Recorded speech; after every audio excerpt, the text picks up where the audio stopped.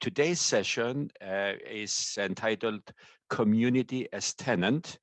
And the Academy is very proud of the fact that it focuses on people as well as places. And in fact, our awards towards the end of this year will be focused on people rather than places, which is our customary tradition. In the next hour or so, we are hoping to have a conversation about strategies which create relevant community-focused places. Particularly because of COVID, we are certainly asking big questions: how to reinvent the high street and the places that we live in. And we have two excellent professionals with us today to tell us about their experiences and how they've gone about doing that.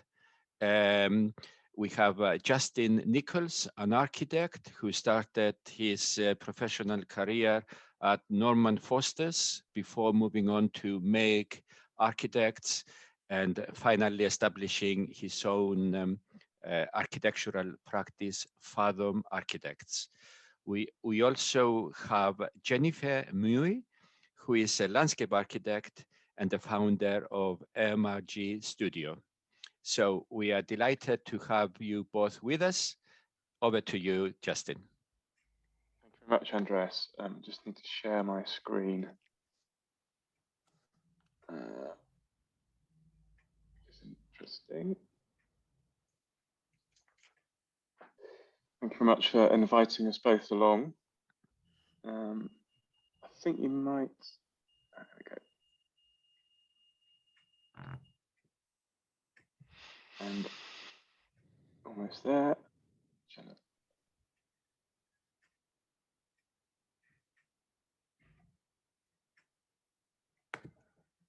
Accept. Okay.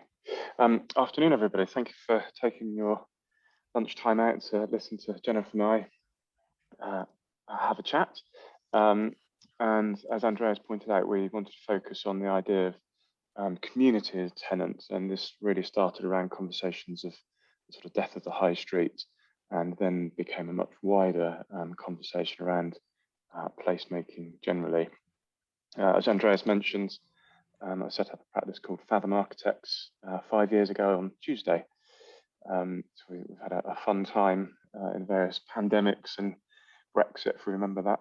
And we focused the business on complexity, so complex projects like briefs and sensitive sites through working much more closely in collaboration with people to hopefully deliver places with a much deeper level of care. Jennifer. Thanks, Justin. Hi, everyone. I'm Jennifer Mui from MRG Studio, and I set up MRG Studio with my colleague Jose Rosa in 2014 because we wanted to work more closely with the communities that we serve and really be more deeply engaged with the ecology and the environmental issues around each project. And so for us, every project is about a deep and meaningful collaboration with colleagues and consultants, working hand in hand with a community who has to live with the products of our work long after we leave. And then also inviting in a touch of the wild, something that's not completely within our gift to control within the space of the project. And in doing so, allowing ourselves to be open to some wider possibilities and potentials than otherwise might be possible.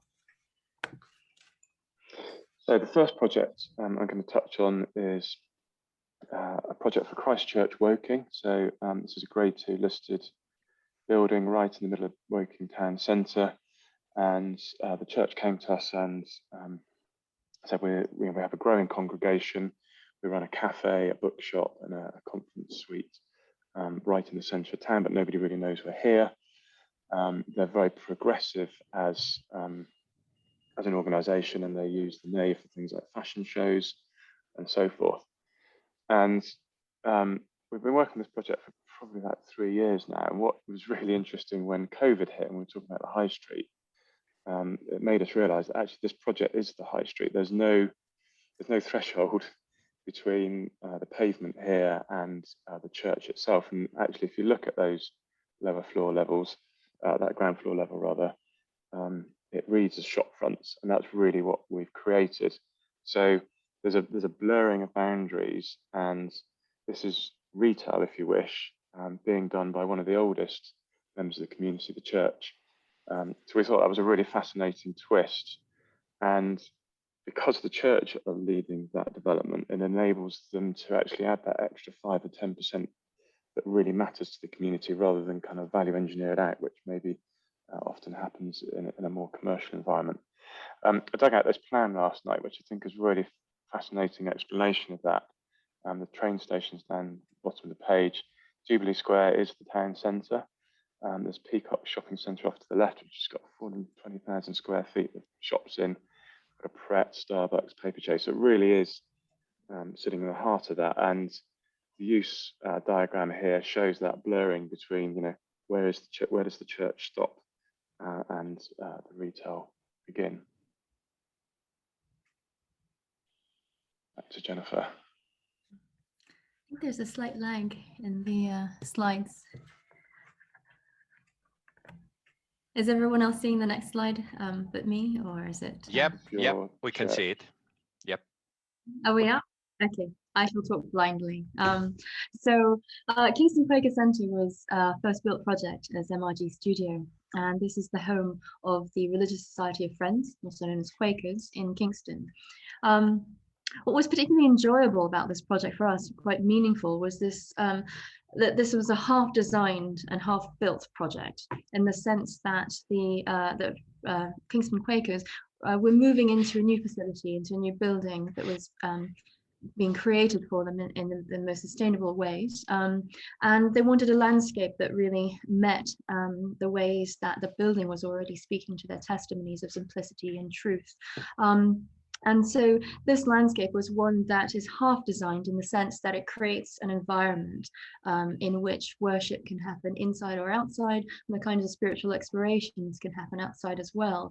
And it's half finished in the sense that it provides a space that can then be taken on and adopted and adapted by the Kingston Quakers themselves over time. So what we've provided is an open space of a field that can be mowed more or less depending on the size of gatherings they wish to hold at different times of year. There's a forecourt that provides a sense of arrival, but isn't particularly formal.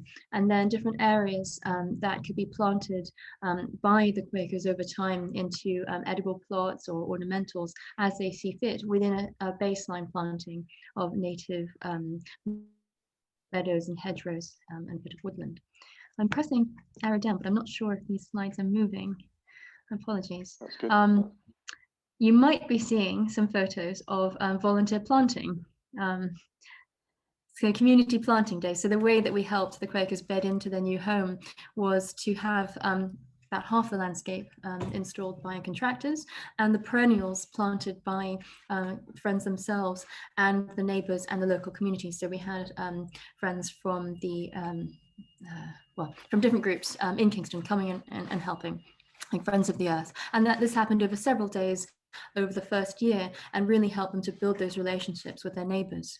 And then the children helped out as well, in the next slide that you might be able to see, in adopting these different spaces as their own and making them into spaces that they could then nurture and look after in time.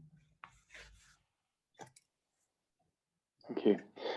There's a pair of projects we're involved in here. This is what was the BBC's 8 buildings at White City, which Stanhope bought and repurposed into more contemporary office space. And we were invited by Dean & Co, the branding consultants at the time, to help the early placemaking for the project. And obviously the heritage of the BBC, they asked us to provide a podcasting facility for 12 months whilst development was being worked up. So this is a really fun little project. And I think what was interesting here is the idea of bringing the digital world back into the physical world. So podcasting, something that happens online, and the desire and want of that to have a kind of physical reality. this is a little it's about 4.5 meter by 4.5 by 4.5 meter cube on wheels that you can move around. Whoa, screen sharing just stopped. Apologies for that.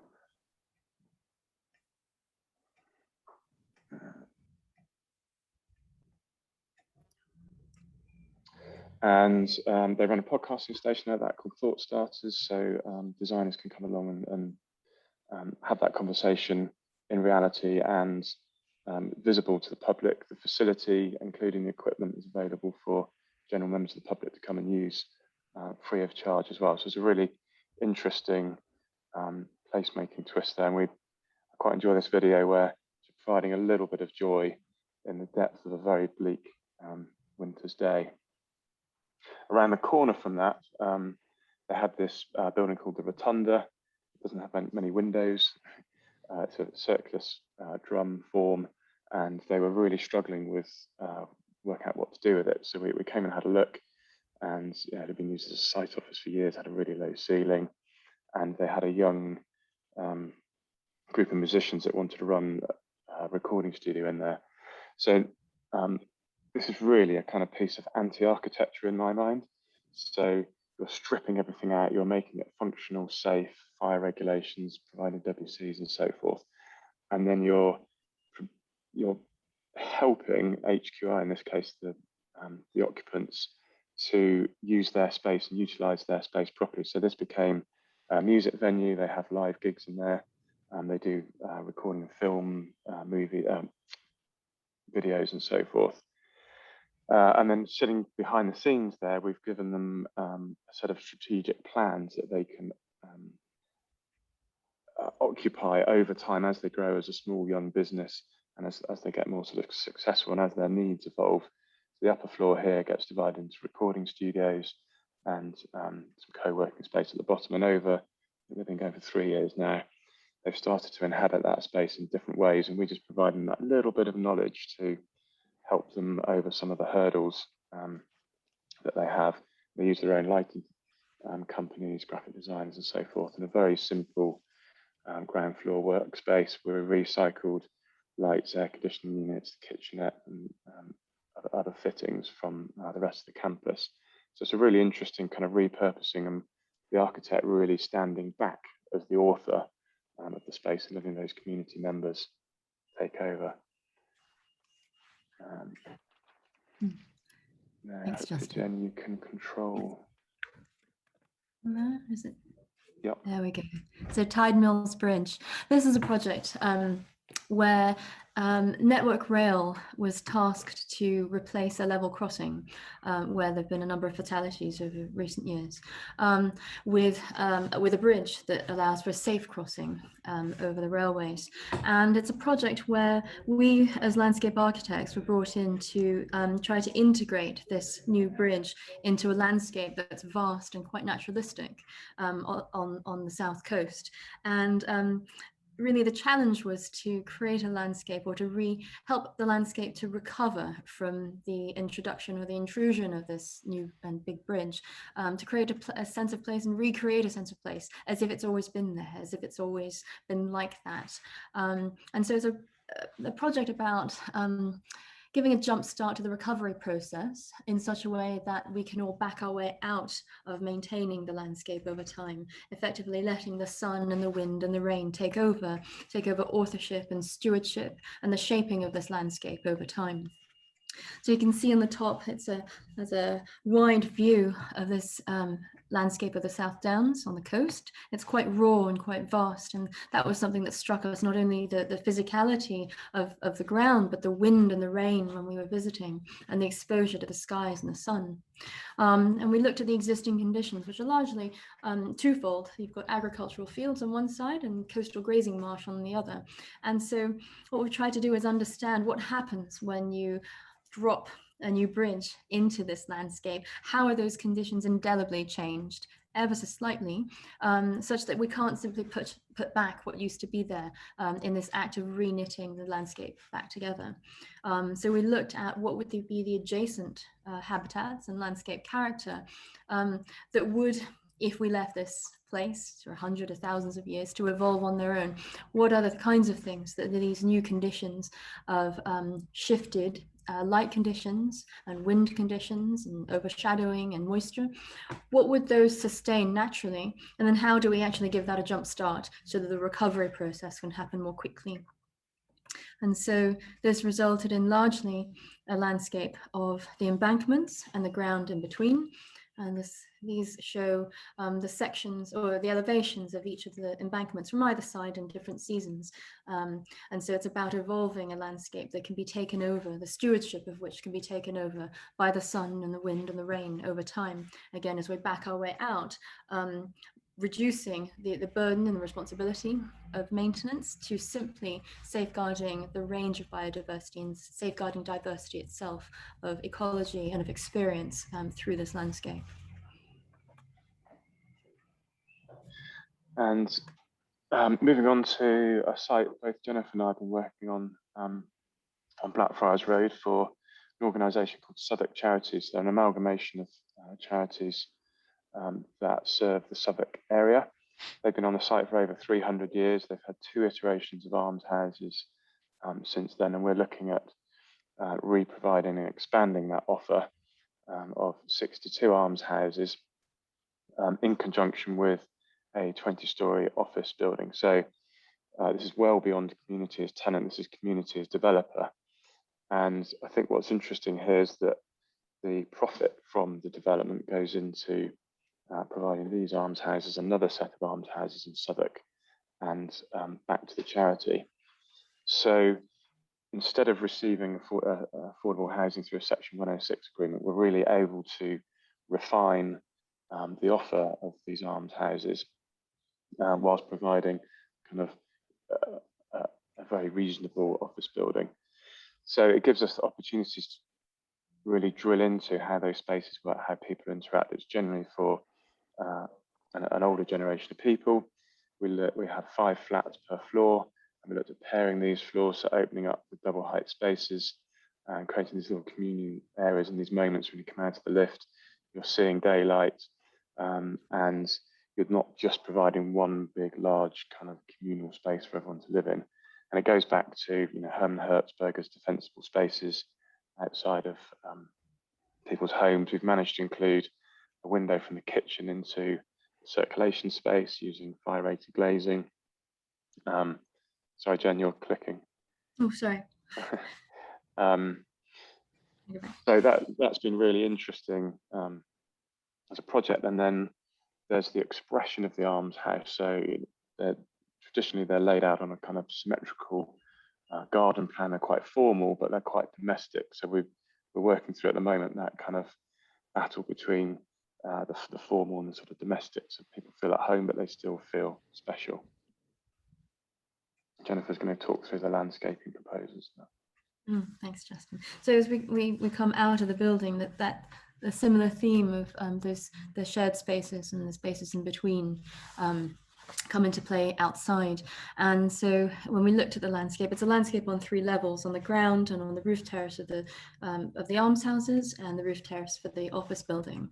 And what we're seeing here is an overall first sketch of how those spaces might work. So a frontage along Blackfriars Road, our high street, so to speak, and anticipating a sense of movement through Nicholson Street out towards Chancellor Street and under the arches through towards the northeast. And we looked at how we might organize the space on the ground plane so that it serves not only our residents and our tenants, but also our neighbors and our community. And looking at the uses that are provided inside the building and having those relate directly to the landscape spaces outside. So each of these spaces are directly accessed from these rooms, and they're shaped and they're held by what we're calling tenterhook motifs, tenterhooks, hedges, which originated from some research we did on the site context and history. The site was used, or a large part of the site was used as tenter grounds before it was purchased by Southwark Charities 300 years ago.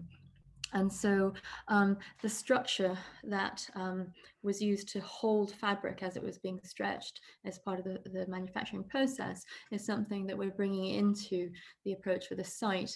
How do we create the structure of different spaces within which different things can happen? And so it might look something like this, where in plan, on the south side, you have more of a hard landscape area that could be used as on an everyday basis as part of the through route in the circulation that we anticipate, but also can accommodate smaller community events and be opened up from the community space inside. And whereas the northern side of the garden is more gardeny, is more of a refuge, it's a front garden space of encounter and exchange between the residents and the community. So instead of coming out of your homes and tumbling out into the public space directly, it's a space of transition as well, and a space that can be shared between the two. And in perspective, it might look something like this. Is it going? That. And then this is the office building facing Blackfriars, which obviously helps fund that. And you can start to see here the references of the tenterhooks. So we drew from Jen's work, MRG Studio's work on that. This then is kind of really sort of future gazing, if you wish. Property Week asked us to, along with 7 other architects, to reimagine what a typical UK town centre department store could be re-envisaged as. And the starting point for this was really looking at, okay, if digital has killed the high street or is killing the high street, can there be something positive that digital can add back to make the high street work again? And then looking at the department store, which is, it's over a number of storage, it's got really good delivery services, it's generally got good storage, basement, and so forth. So the idea that you put your last mile delivery in the basement of this utilizes that delivery facility. It stops that last mile delivery in your sort of 5-10 minutes of a town centre, which is fantastic for sustainability. But it's also better. So you can come along, you can try your clothes on in a digital wardrobe, you can bring your friends, you can all try clothes on, you can send it back, which is also much more efficient. And it starts to generate footfall. So we felt that was a really good kind of grounding for this as a project. You then, as you move out the building, you have your usual sort of flexible co-working space, the idea of a tech help centre, so to help people working from home and in the town centre. Then on the top 2 floors, we felt that there are certain physical things that tech and digital needs. So, and particularly, we were trying to think of something that works all over the country, not just in urban areas. So if I'm from Cornwall, if you're in an agricultural background, the training you need to remotely control combine harvesters or operate sonar on fishing trawlers is really important. So if you can provide that training facility, again, it's kind of purposeful, and that training is obviously going to be very different depending on where you are in the country. And on the top floor was very much about having physical elements that might facilitate you working on a laptop. So 3D printing, additive manufacturing, or the idea that I could take you along and have a much more immersive experience of what a building we're designing might look like. So it's things you can't afford to have or don't have the space to have in your home or in your office.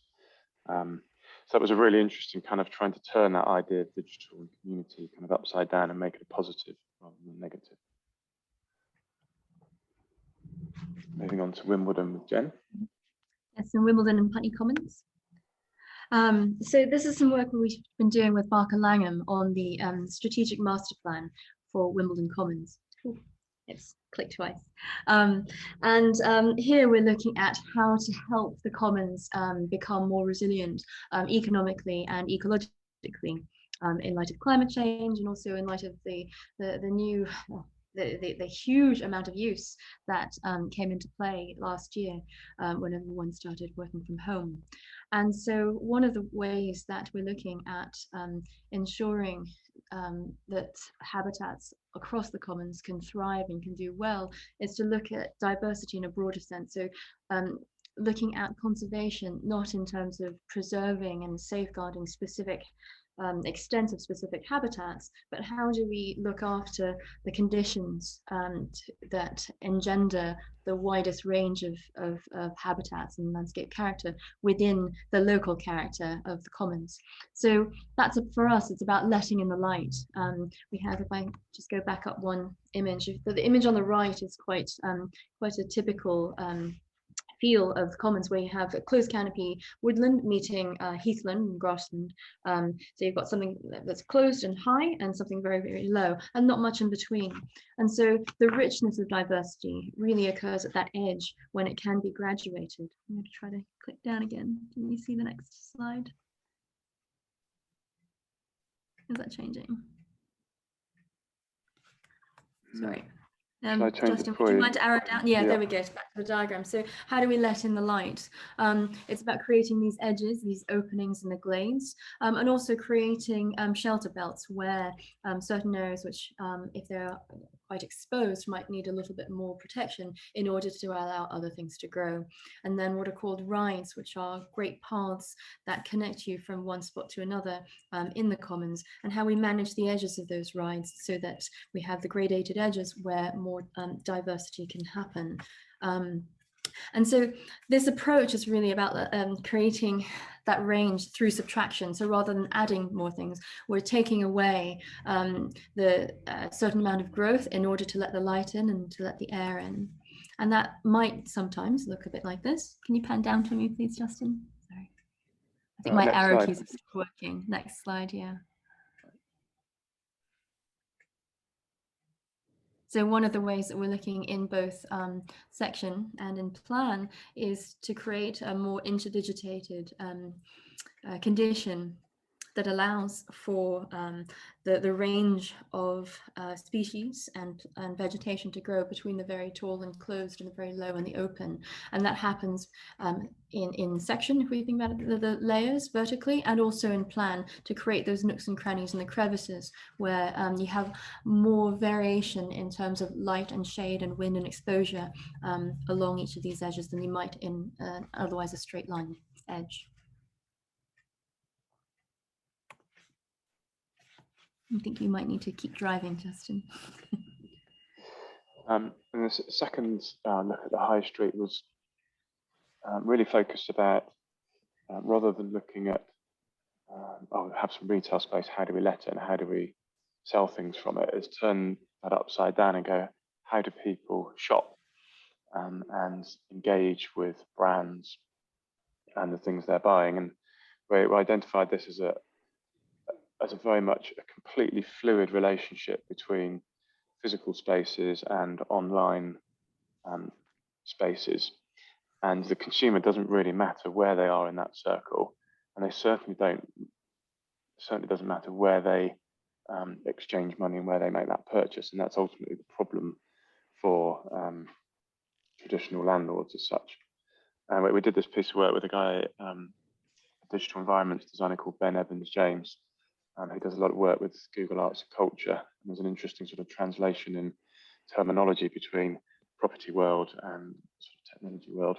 And these things have come about by things like frictionless payments, the fact that stores are now much more brand orientated than product orientated, so you're able to take all that product off the shop floor.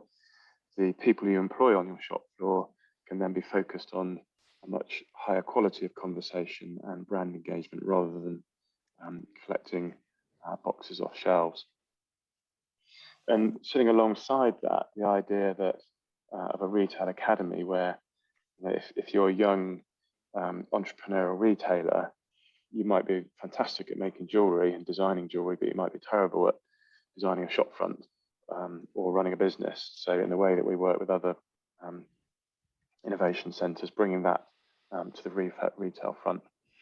So we come up with an idea. If you took a reasonable size retail unit and created a framework within there, if you go to art galleries, they have these huge walls that they move around between exhibitions.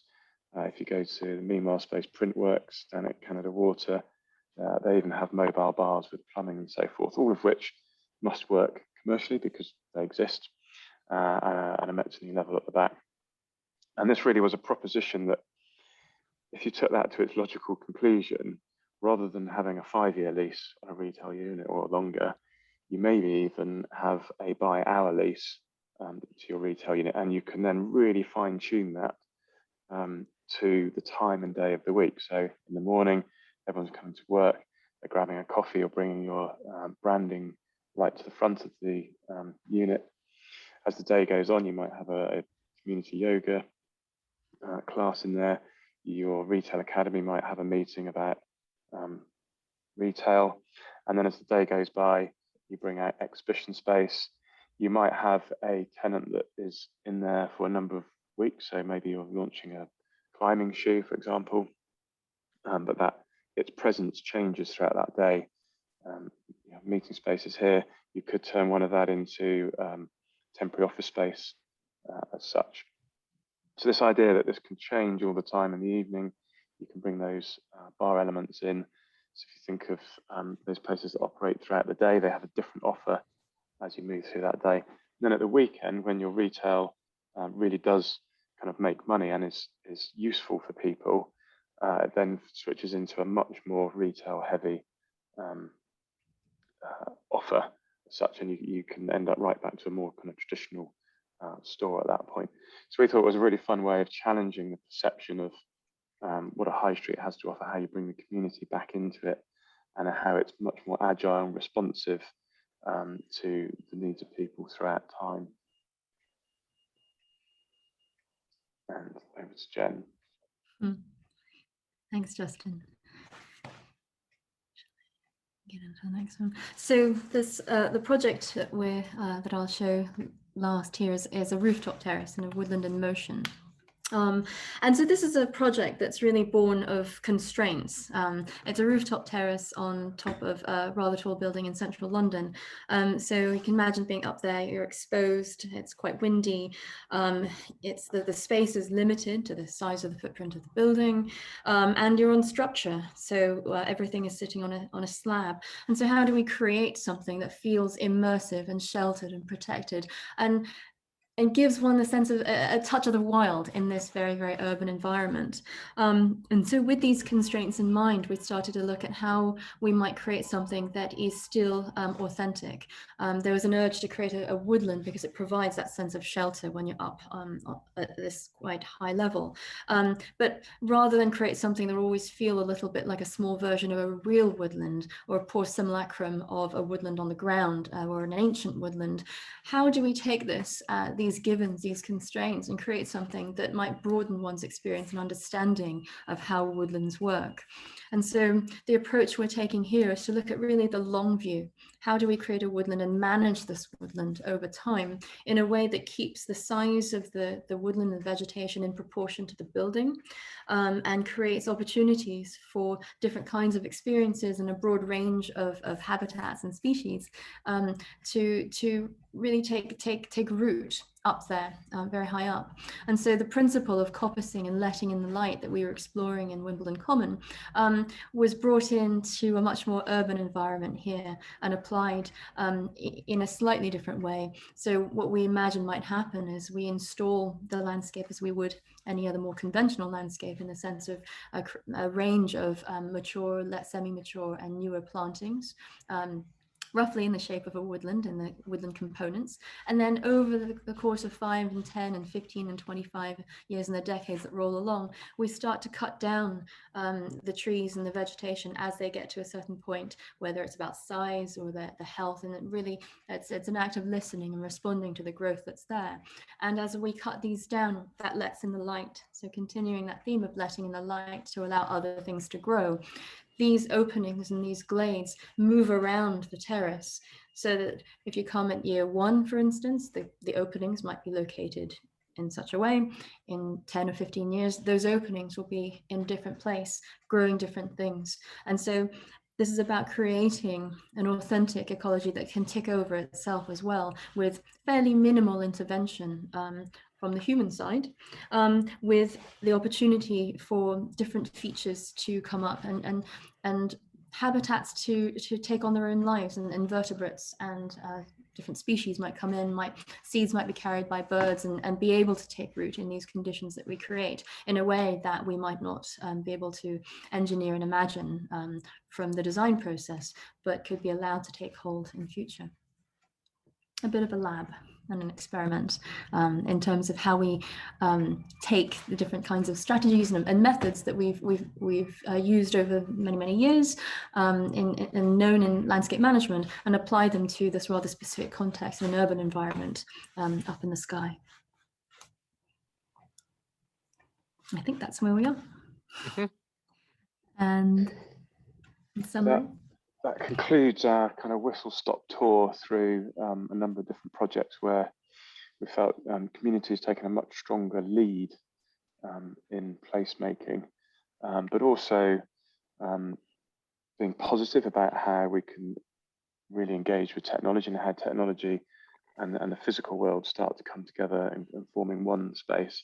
And that idea that we don't necessarily need to be with a facilitator, not necessarily the final author of some of those spaces. So maybe nature takes over, maybe community members take over.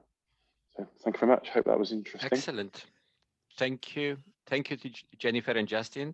Lots of food for thought there. Yeah, lots of brilliant ideas and things for us to think about as we move on to the next stage post-COVID. And as you've outlined the digital age at the same time and the future of the town centres, I wonder if I could ask if I could start by asking, I know John Worthington is with us today, and the digital age is something that has occupied John and the future of the town centres. And I know you're writing a book as well. Would you like to make a comment on what we've just heard, John?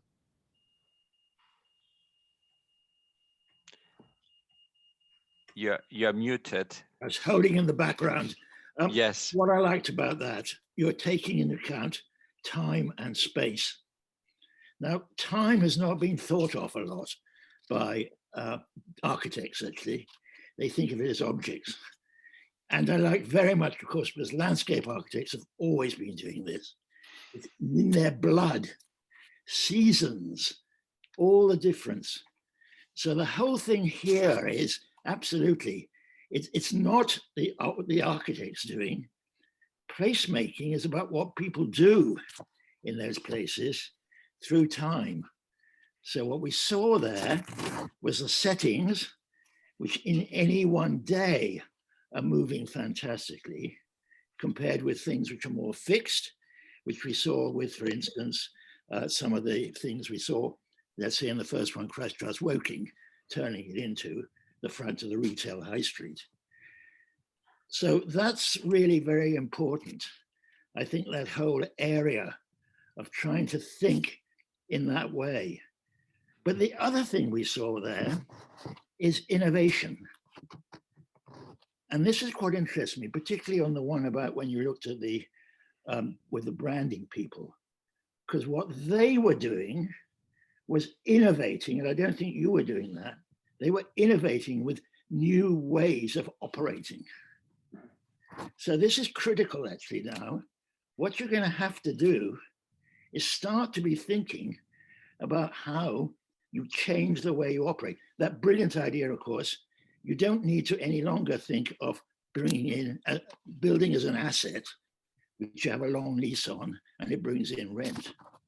You think of a building providing space, and that space, if you can be clever, use 16 hours a day, and every hour is valuable. So actually you turn around saying, we want a system which we can charge on every hour. These are the kinds of things that we're going to see. Now, I don't actually believe you've got to be an architect to do that. In fact, it will be better not to in some ways. There will be a whole set of people. So watch out. To think that the architect's going to do all this is very, very dangerous. There's a lot of other people doing this as well. And you quite rightly, Justin, said, I end up just thinking, I'm never going to be perhaps the person at the end, or I'm not going to be the person at the end. But altogether with other people, I make up a whole. No, wonderful to hear. Very good. Excellent. Thank you, John. So it looks as though one member of the audience liked what you said, Justin and Jennifer. Would you like to respond to John's comments in any way before I go on to the next question?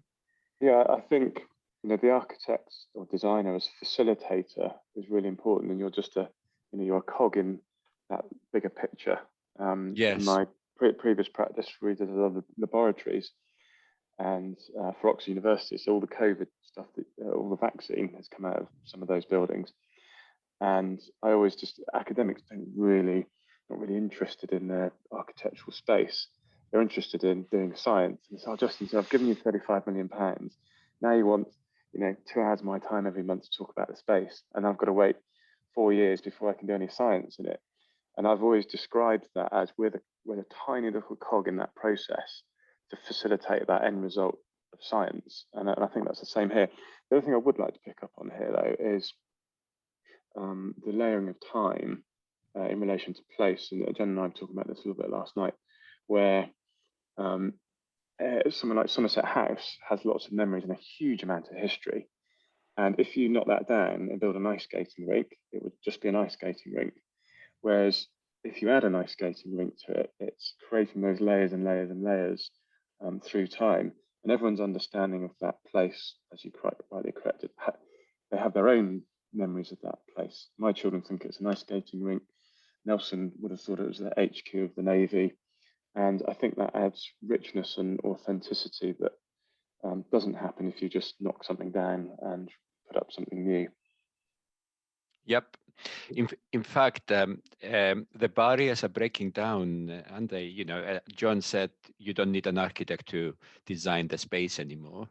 I'm a transport planner, and I have this discussion with my fellow professionals. We've recognized that if we carry on just doing traffic engineering, we'll be forgotten. We need to very much break those barriers, become planners, architects, economists, learn about new technologies, and that's the way to stay ahead of the game and be useful in what we do. And it's those transferable lateral thinking skills that's actually what we're using. Absolutely. Can I ask, Andrew Barrell had a question about almshouses. Andrew, would you like to ask your question, please? Hi, thanks very much for that. I was just wondering, in terms of, obviously it's a complicated routine to get the financing of the almshouses and in Southwark and build an office block behind it. So it's maybe just pretty dull question in many ways, but I just wondered who owns the land, how was that dealt with, and will this new generation of almshouses, are they going to remain so for the foreseeable future? Yeah, very good point. So the Southwark Charities own the land, and they have funded the project up to planning. We're hoping for committee in the summer, and they will then take the project forward in collaboration with a fund or a developer with a fund on a long lease. So they may lease, say, the office building off for 100 years, after which they then get that land and that building back. The almshouses remain 100% in their ownership throughout that. So it's very important to them that that land comes back into their ownership in the fullness of time. Okay. I'm going to stay with the subject of clients, because the different projects you've described to us have a peculiar set of clients, if I may put it that way. You've got churches, you've got railway companies. How do you get clients? How do those clients? Can you tell us how do those approach? Out of the box kind of design and ideas? Is there anything you can tell us about that? Yep. Jen, in your experience? Yep. None of your clients are listening in, by the way. How do they put the out of the box? Yes. Well, we're a small practice and we're a young practice, Yep. but the people in the practice have been around quite a long time. So, so we are quietly known for thinking a little bit differently. Yeah. And so when clients come to us, they know we're not going to be delivering a straight up conventional commercial piece of landscape. It's not going to be public realm as it's been known. So everything is a little bit experimental, not because we set out to be experimental or set out with a mission to be particularly innovative, but we set out to be very responsive to each site and to be very responsive to the community and to the environment in that very, very particular way. And in listening deeply and responding deeply, it is not possible to fit some other solution into those situations. And so invariably it becomes a little out in principle to do that, but it's in the particularities and being deeply responsive that comes about. Okay. Yep. Justin, is there anything you want to add? I think over the years we've ended up accumulating clients who've always got a longer term interest in the project. So, the academics at Oxford, we've worked with a few landed estates such as Shaftesbury and the Crown Estate. So your project is, might be for 2 or 3 years, but their interest in the wider estate and place, and as John pointed out, in time, means that they're looking for a higher quality product. But at the same time, a lot of those people are also lay people, but generally very clever lay people. And you build trust by not leading them up the garden path. And I think as an architect, it's very easy to sell a vision, which somewhere around about stage 4 falls apart because you can't afford it and it's not really what they need. So we're very careful with people's money and what we offer, and making sure that we're delivering something for them first, rather than for us. And I think so that the charity clients have sort of almost become an accidental client base for us, following on those more commercial clients. Okay, I see. Yep, thank you. I'm going to go to Hubert Green with your question, please. Yeah, I wasn't really intending on speaking. I'm just curious, do you guys, hi Justin, I don't know if you remember meeting me at all. I know your wife quite well. Anyways, I guess the wonder is with retail spaces and the advance of digital and the ways that we're changing shopping, I mean, do you think there's an opportunity for businesses and buildings to become more brand embassies, i.e. you come to them to experience, to maybe view the clothing, but the actual articles are not there. They're maybe stored in another space, which is a storage facility. So you've got, your embassy, your malls, but then you've got your storage areas, and then you've got your transport in between. And then there's that, I guess, impact on where you locate some of these things. So, I mean, do you guys see the future of retail moving in that fashion, or do you think we'll still kind of fall back on what we feel safe and comfortable with, which is just going to the store and buying things? Like, I know me personally, when I go to a shop, I know what I want, I know what I'm looking for. I try to get in and out as quickly as possible. I don't like buying online because I can't touch and feel. So for me, I kind of want this sort of in-between experience where I want to be able to see the things, but I don't necessarily think shopping there. And I also think working within retail and being in a shopping space, you do, because of it's like this one-stop space, kind of oversupply products in a sense that, aren't really always relevant to the people that are coming in. So I guess that's kind of the question. Do you see them as becoming more embassy space where, like you said, the retailers are not just hosting their product, but like their world, or do you see us kind of just still staying rooted in the traditional way? I think if you look at it, if you speak to a lot of retailers, you look at it simply, then I think it is an experiential thing, and obviously that the dial of that changes a little bit depending on whether it's clothes or headphones or whatever it is you're buying, or fresh produce. I think though that circle of physical and digital world is really critical, because some people might have more of a focus on digital, some might have more of a focus on physical, and so I think it needs to be adaptable, and I think it's different for different people and different products. Interesting, on on the Department of Digital Futures with the lockers.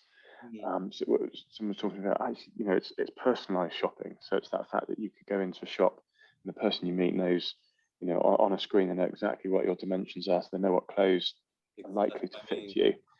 And in a funny kind of way, the lockers was actually, if you're delivering a set of products that you've already pre-selected, you're almost getting back to a shop. And, you know, maybe there's somebody there in that, you know, three-dimensional digital wardrobe that's assisting you with that purchasing. So maybe it's about bringing, you know, personalized goods in and out quickly. So I think it's really, I think there's a fantastic opportunities there in retail. Thank you, Justin. I'm conscious that there's only another 5 or so minutes left, and there are 2 points made actually by 2 Davids. Can I give the opportunity? David Radland, you don't have a question, but you have a point to make, don't you? Could you come in, please? It's terrible, isn't it, when people say more of a point than a question? But,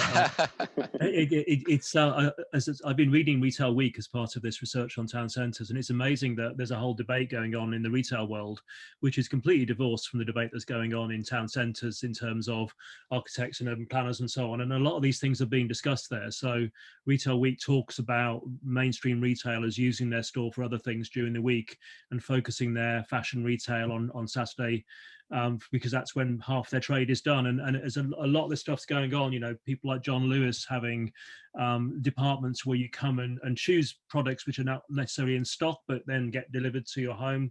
You know, IKEA doing the same thing. There's a huge revolution going on. And actually this is very much part of that. I think it's driven by the retailers rather than by the architecture of the buildings, I think, which relates to the point that John made.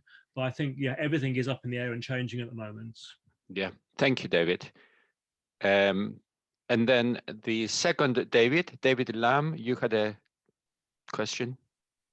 Yeah, it was just a quick response to the title of this session, which is Community as Tenant, and I read that as an urbanist in the context of making space on our high streets and city centres for the community. And coincidentally, I have a thesis I'm trying to promote at the moment for our city centre to have a space, internal, external, for people to, for the community, for citizens to be engaged in the post-COVID and climate crisis situation we're in. And I just wondered if any of the contributors or people taking part have any knowledge of such a thing as a citizen room, which doesn't necessarily have to be a room, but it has to be a space, external, internal, which is open to communities. I haven't found any yet in this country. I have in Europe, but not in this country.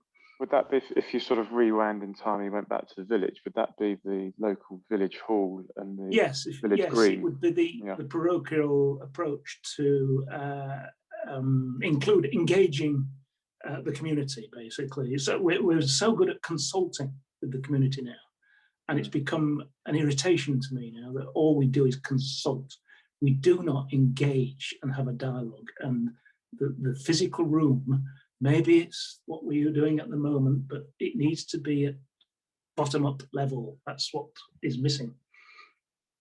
I think that's what I found interesting at Christchurch, in the way that, particularly the way they work the Nave, is they have, you know, they have fashion shows and they have nurseries in there during the week, and it really changes during the cycle of the week, and, you know, storage becomes a big issue and so forth there. So, and I thought of it also in terms of the town hall. So in a village, your community hall is the town hall, inverted commas, for your local parish council on a Friday evening, but it's then a play group on the Sunday. So when you come into the urban environment, those functions get separated out, don't you? So I was thinking maybe Brent's new civic building by Hopkins, as you were talking.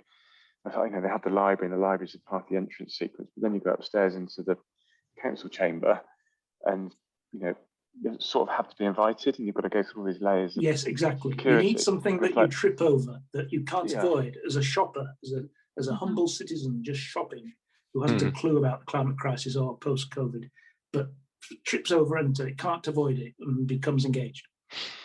Okay, I'm going to finish with that point by asking our two contributors, even though your presentation was about community-focused places, you didn't tell us much about how public engagement and participation, as David Lamb was just talking about, influences your own design.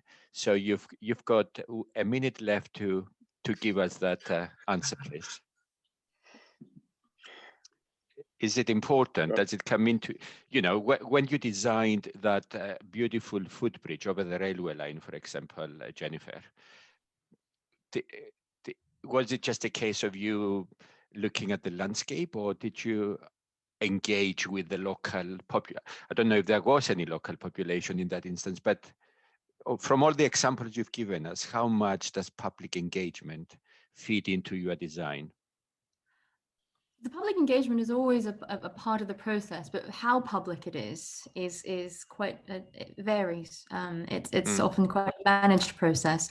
I think actually some of the most meaningful input we've had has been accidental, because we like to work very close on site. So we go out and we do the digs ourselves. When the soil scientist is there doing the soil survey, for instance, for Tide Mills Bridge, we were there digging alongside. And as other people came to say, hey, what are you digging about? We have those conversations, and we find that sometimes those conversations are more fruitful than the ones where we've put a sign up and said public consultation.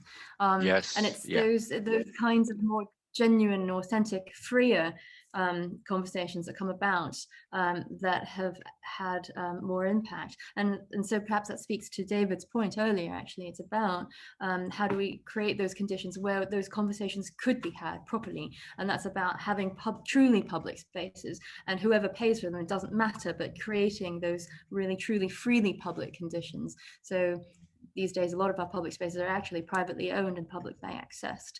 However, within those that framework, who is the public? How do we make these spaces as public as possible, so that those dialogues are unfettered, not only before places are built, but actually during their use and into their next use. Yeah. Okay. Justin, did you want to say anything? Or yeah, no, I was just going to say about the church, and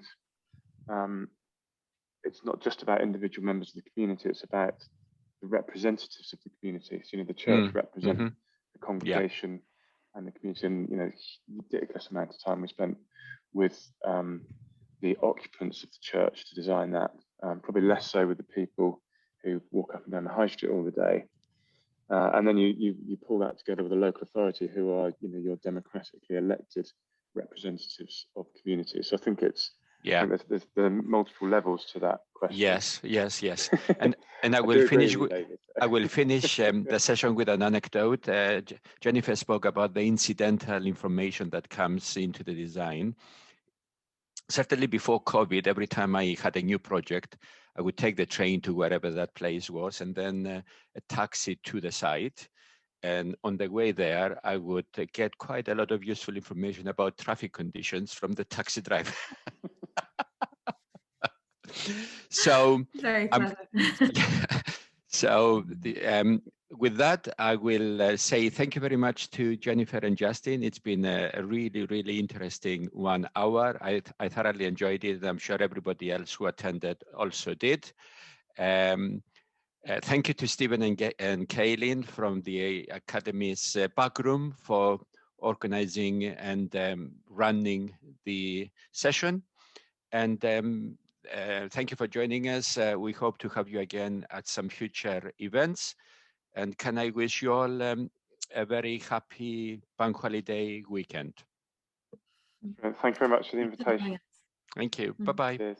Bye. Thanks, everyone. Bye.